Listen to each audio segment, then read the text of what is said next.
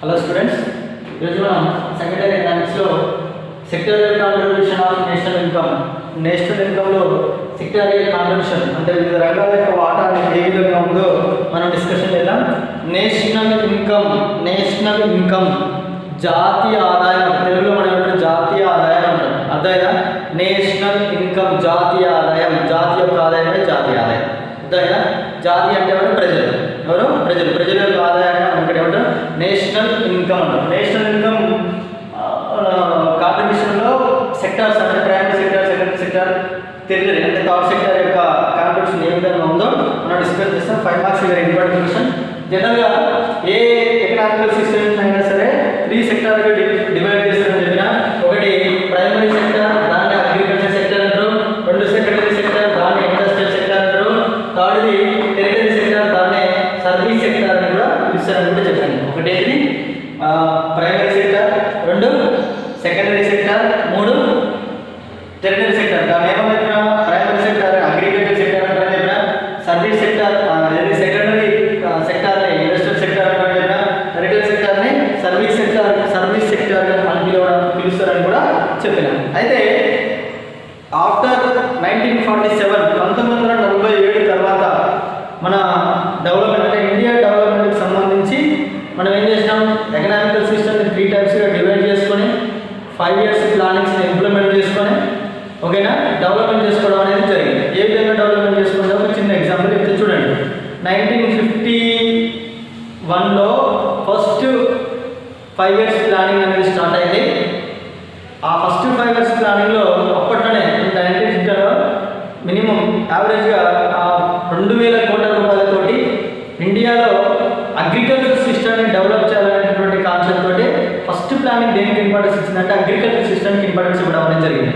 Agriculture సిస్టమ్కి importance ఇచ్చి ఏం చేసింది, ఇండియాలో హెవీ లెవెల్ ఆఫ్ ఇరిగేషన్ ప్రాజెక్ట్ని అంటే స్టార్ట్ చేయడం అనేది జరిగింది. దానివల్ల ఏమైందంటే ఇరిగేషన్ ప్రాజెక్ట్ని స్టార్ట్ చేయడం, వాటిని కంప్లీట్ చేయడం, రెయిన్ఫాల్ అంటే వర్షం నీటిని కూడా దాంట్లో పట్టుకోవడం, అర్థమైనా అంటే ఆ ప్రాజెక్టుల ద్వారా స్టోరేజ్ చేసి వాటిని కెనాల్స్ ద్వారా నల్ల కాలువల ద్వారా అగ్రికల్చర్కి కావాల్సినటువంటి ఇరిగేషన్ స్పెసిలిటీ కల్పించడం అనేది జరిగింది. ఆ విధంగా స్పెసిలిటీస్ని కల్పించడం వల్ల ఏమైంది, అగ్రికల్చర్ సిస్టమ్ మొత్తం కంప్లీట్ అయింది. ఏమంటారు ఆ కల్టివేషన్ అనేది ఎక్స్పాన్షన్ అయిపోయింది. నెంబర్ ఆఫ్ ఫార్మర్స్ కూడా చాలా హ్యాపీగా వాళ్ళ సెల్ఫ్ కల్టివేషన్ కంటిన్యూస్ అవడం అనేది జరిగింది. ఎంతైనా సరే రెయిన్ఫాల్ ఉంటేనే, వర్షాభావాలు ఉంటేనే అర్థమైనా ఆటోమేటిక్గా అగ్రికల్చర్ సిస్టమ్ అనేది ఎక్స్పాన్షన్ అవుతుంది. అదే రెయిన్ఫాల్ లేకుండా ఇరిగేషన్ స్పెసిలిటీస్ సరిగ్గా లేకపోయినా కూడా ఏమవుతుంది, ఆటోమేటిక్గా అగ్రికల్చర్ కంప్లీట్గా ఏమవుతుంది క్లోజ్ కావడం అనేది జరుగుతుంది. అంటే అగ్రికల్చర్ సిస్టమ్ ఖచ్చితంగా ఇరిగేషన్ స్పెసిలిటీస్ అనేవి ఉండాలి అనేటటువంటి కాన్సెప్ట్ తోటి ఫస్ట్ ప్లానింగ్ ఏం చేసిండ్రు, అగ్రికల్చర్ సిస్టమ్కి ఇంపార్టెన్స్ ఇవ్వడం, ఇరిగేషన్ ఫెసిలిటీస్ని కల్పించడం, ఓకేనా ప్రాజెక్టులను ఏర్పాటు చేసి కెనాల్స్ ద్వారా వాటర్ ఫెసిలిటీని కల్పించి మంచి సక్సెస్ఫుల్గా అగ్రికల్చర్ ఇంపార్టెన్స్ ఇచ్చి డెవలప్ చేయడం అనేది జరిగింది. దాని ద్వారా ఏంటంటే లాక్స్ ఆఫ్ హెక్టార్స్ మొత్తం కూడా ఏమైనా సాగులోకి వచ్చేస్తాయి. లాక్స్ ఆఫ్ హెక్టార్స్ కూడా వేస్ట్ ల్యాండ్స్ కూడా ఏం చేసారు, కల్టివేట్ ల్యాండ్ తీసుకురావడం అనేది జరిగింది. దానివల్ల ఏమైనా ఫుడ్ గెయిన్స్ అనేది ఇంప్రూవ్మెంట్ కావడం, ఇండియాలో ఏంటి డ్రాట్ ఏరియా, డిసెంట్ ఏరియా, కరువు ప్రాంతాలు, ఆకలి చావులు, అర్థమైనా ఇలాంటివన్నీ కూడా కంప్లీట్గా ఏమైనా క్లోజ్ అయిపోయాయి. అర్థమైనా? చూడండి, అదే మనం ఫస్ట్ ప్లానింగ్లో ఇరిగేషన్ స్పెసిలిటీస్కి ఇంపార్టెన్స్ ఇవ్వకుండా, అగ్రికల్చర్ సిస్టమ్కి ఇంపార్టెన్స్ ఇవ్వకుండా ఉండినట్లయితే ఈరోజు మనం ఈ లెవెల్లో అగ్రికల్చర్ ఎంత డెవలప్మెంట్ చేసుకుందామో చేసుకోలేదు. అదొక ప్రైమరీ క్వశ్చన్ అనమాట. ఓకేనా? అది అట్లే సేమ్ అప్పుడు ఎలాగైతే అగ్రికల్చర్కి ఇంపార్టెన్స్ ఇచ్చారో అదేవిధంగా 1956 to 61 ఏం చేశారు, ఇండస్ట్రియల్ సెక్టర్కి ఇంపార్టెన్స్ ఇచ్చారు. ఇండస్ట్రియల్ సెక్టర్కి ఇంపార్టెన్స్ ఏం చేశారు,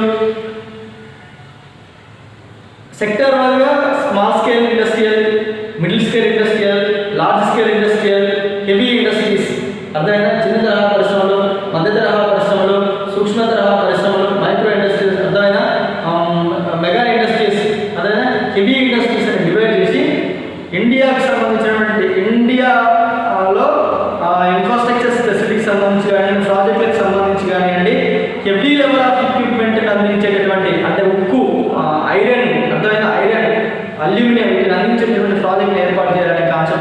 ఎప్పుడు తీసుకొచ్చింది?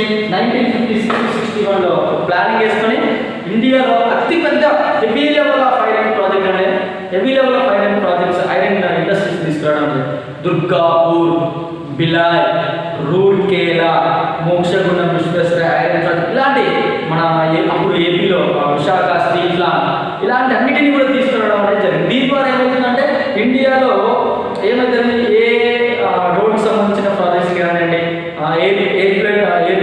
ఎయిర్వేస్ సంబంధించిన ప్రాజెక్టులకు కావాల్సినటువంటి ఐరన్ ఏదైతే ఉందో దగ్గర ఆ ఎక్విప్మెంట్ ఆ రా మెటీరియల్ ఏదైతే ఉందో మనమే సెల్ఫ్గా తయారు చేసేటువంటి కెపాసిటీ ఈరోజు ఎదుర్కొనడం జరిగింది. అంటే ఆ రోజు వేసినటువంటి బీజాలు, ఆ రోజు వేసినటువంటి విత్తనాలు ఈరోజు ఏమైతే ఒక మహావృక్షాలకు అయిపోయాయి. అంటే ఏంటి, ప్లానింగ్ సంబంధించిన డెవలప్మెంట్ ప్లానింగ్ సంబంధించినటువంటి బేసు మనం 1950s నుంచే స్టార్ట్ చేసినాం. కాబట్టి ఈ రోజు మనం ఈ లెవెల్లో ఉండగలుగుతున్నాం. ఈరోజు ఈ లెవెల్లో ఇప్పుడు వరల్డ్లోనే టాప్ 5 ఎకనామిక్ అంటే అతిపెద్ద ఆర్థిక వ్యవస్థలు టాప్ 5లో ఉన్నామంటే ఎప్పటి నుంచి స్టార్ట్ అయింది? 1950s నుంచి స్టార్ట్ అయింది మన డెవలప్మెంట్.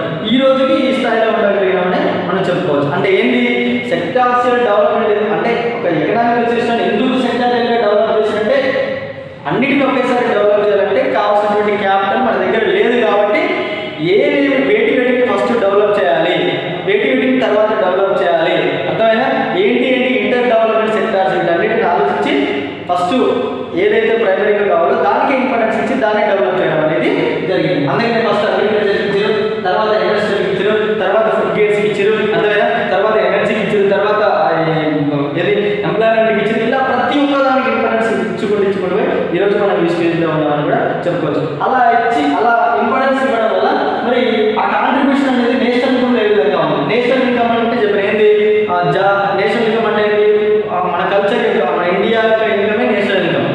మరి అది ఎక్కడి నుంచి వస్తుంది అంటే సెక్టార్స్ నుంచి వస్తుంది. అగ్రికల్చర్ సెక్టర్ నుంచి వస్తుంది, ఇండస్ట్రియల్ సెక్టర్ నుంచి వస్తుంది, సర్వీస్ సెక్టర్ నుంచి వస్తుంది. అంటే ఈ 3 డెవలప్ అయితేనే మన నేషనల్ ఇన్కమ్ కూడా అగ్రికల్చర్ సెక్టర్లో మంచి ప్రొడక్టివిటీ ఉంది, ఇండస్ట్రియల్ సెక్టర్లో మంచి ప్రొడక్టివిటీ ఉంది, సర్వీస్ సెక్టర్లో మంచి ప్రొడక్టివిటీ ఉన్నట్లయితే ఆటోమేటిక్గా నేషనల్ ఇన్కమ్ కూడా ఇంక్రీజ్ కావడం అనేది జరుగుతుంది. అంటే దాని రీజన్ ఏంటంటే సెక్టరియల్ డెవలప్మెంట్ ఉంటేనే ఆటోమేటిక్గా నేషనల్ ఇన్కమ్స్ పెరుగుతాయి, ఆటోమేటిక్గా పర్ క్యాపిటల్ ఇన్కమ్ అనేది పెరుగుతుంది. ఓకేనా? మరి సెక్టరియల్ డెవలప్మెంట్ లేకపోతే పర్ క్యాపిటల్ ఇన్కమ్ తగ్గుతుంది, ఆటోమేటిక్గా నేషనల్ ఇన్కమ్ కూడా తగ్గడం అనేది జరుగుతుంది. ఆటోమేటిక్గా అది డెవలప్మెంట్ కానటువంటి విషయం. ఓకే, అందుకని ఏం చేసారు 1950s నుంచే దేనికైతే ఇంపార్టెన్స్ ఇవ్వాలి దానికి ఇంపార్టెన్స్ ఇచ్చి దాని మీద ఇన్వెస్ట్మెంట్ పెట్టి మంచి డెవలప్మెంట్ చేయడం అనేది జరిగింది. సో ఇయర్స్ వైజ్గా ఏ విధంగా మరి సెక్టారియల్ డెవలప్మెంట్ అనేది జరిగింది, అప్పుడు ఏ విధంగా సెక్టారియల్ డెవలప్మెంట్ అనేది ఉంది, ఇప్పుడు ఏ విధమైనటువంటి వాటిలో ఒకసారి మనం చూద్దాం. 1950s-51లో ప్రైమరీ సెక్టార్ అంటే అగ్రికల్చర్ సెక్టార్ ఓకేనా, నేషనల్ ఇన్కమ్ జాతీయ ఆదాయం మనకు వచ్చే అంటే ఇండియా యొక్క ఆదాయంలో అగ్రికల్చర్ సెక్టార్ యొక్క షేర్ 57%, 57%. అంటే దాదాపుగా సగం వాటా దేని నుంచి వచ్చింది, అగ్రికల్చర్ సెక్టార్ నుంచే వచ్చింది. అంటే దాని అర్థం ఏంటి, 1950-51లో అగ్రికల్చర్ మీద డిపెండ్ అయినటువంటి వాళ్ళు ఎక్కడ కూడా అగ్రికల్చర్ నుంచి వచ్చేటటువంటి ఆదాయం కూడా ఎక్కువనే ఉంది అని అంటారు. అప్పుడు మెయిన్ రీజన్ వెళ్ళిపోతే అప్పుడు తగినంత స్థాయిలో ఇండస్ట్రియల్ డెవలప్మెంట్ అనేది లేదు, అంటే సెకండ్ సెక్టర్ డెవలప్మెంట్ అనేది అంతగా లేదు. మరి అదేవిధంగా సర్వీస్ సెక్టర్ డెవలప్మెంట్ కూడా అంతగా లేదు. కాబట్టి అప్పుడు అందరూ కూడా దేని మీద ఆధారపడారు, అగ్రికల్చర్ సెక్టర్ మీద ఆధారపడారు. మరి అగ్రికల్చర్ డెవలప్మెంట్ అనేది తగ్గిందా పెరిగిందా చూద్దాం ఒకసారి. మరి 60-61 వచ్చేసరికి ఎంత అండి, 56.6. 70-71 వచ్చేసరికి ఎంత, 50%. 80-81 వచ్చేసరికి 41. 99 33. 2001 వచ్చి 25. 2011 వచ్చేసరికి 20.5. 13.19.9. ప్రజెంట్కి వచ్చేసరికి ఎంత ఉంది, 13.9. అంటే అగ్రికల్చర్ యొక్క షేర్ అనేది నేషనల్ ఇన్కమ్లో 2013-14 గణాంకాల ప్రకారం ఎంత ఉంది, కేవలం 13.9% మాత్రమే ఉంది. అంటే దాని అర్థం ఏంటి, నేషనల్ ఇన్కమ్లో అగ్రికల్చర్ షేర్ అనేది తగ్గిపోయింది, కంప్లీట్గా తగ్గిపోయింది, క్రమంగా తగ్గడం అనేది జరిగింది. క్రమంగా తగ్గింది, అది తగ్గింది. మరి ఏ పెరిగినాయి, సెకండరీ సెక్టర్, సర్వీస్ సెక్టర్ యొక్క షేర్ అనేది కంప్లీట్గా ఇంక్రీజ్ కావడం జరిగింది. అంటే అగ్రికల్చర్ డెవలప్మెంట్ అనేది కంప్లీట్గా రావడం తగ్గిపోయింది. Industrial sector and service sector యొక్క డెవలప్మెంట్ అనేది కంప్లీట్ అంటే కొంతవరకు మెరుగైందని చెప్పుకోవచ్చు. చూడండి, అది ఒక రకం కొంతవరకు it's one of the benefit అని కూడా మనం మాట్లాడుకోవచ్చు. ఎందుకంటే అగ్రికల్చర్ నుంచి ఇక లేబర్